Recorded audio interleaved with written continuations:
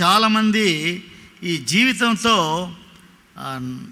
బాధపడుతూ ఉంటారు. ఎందుకు ప్రభువా నాకు ఈ జీవితాన్ని ఇచ్చావు, ఎందుకు నాకు ఈ కుటుంబం, ఎందుకు నాకు ఈ పిల్లలు.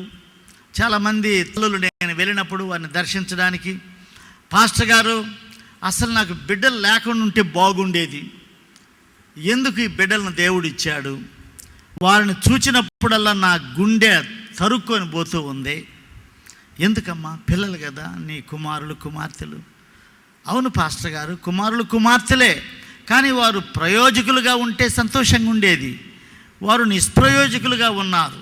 వారు గడప దాటి బయటికి పోతే వాళ్ళని తిట్టడం లేదు, నన్ను తిడుతూ ఉన్నారు. ప్రజలు నిన్నెవరు పెంచారు, నీకెవరు ఈ విషయాలు నేర్పారు.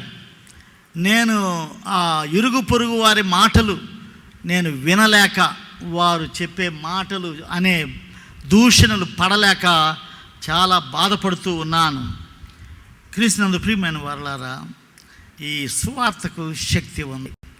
ఒకవేళ అలాంటి ఊహలల్లో ఈ ఆరాధనలో ఉన్నటువంటి వారిలో ఎవరైనా అయ్యో నా జీవితం నిష్ప్రయోజనం, నాకు ఏమి మేలు ఉంది, ఎందుకు నేను జీవించాలా అనే ఆలోచన మీ హృదయంలో ఉంటే దేవుడు ఈ ఒనేసిము ద్వారా మాట్లాడుతూ ఉన్నాడు.